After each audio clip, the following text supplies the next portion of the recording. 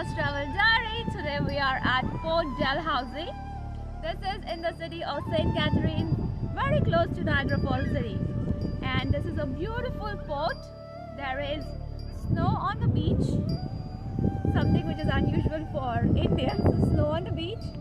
And then Lake Ontario is like right out here, all the way, everywhere where you see Lake Ontario. So let's just go and check this out.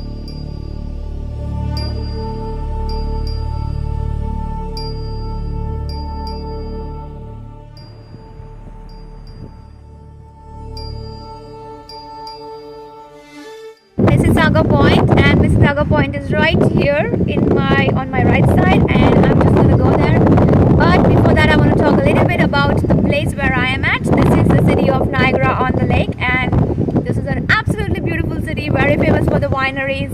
And let me show you all the things that we saw on the way while coming here, and then we will go to Mississauga Point.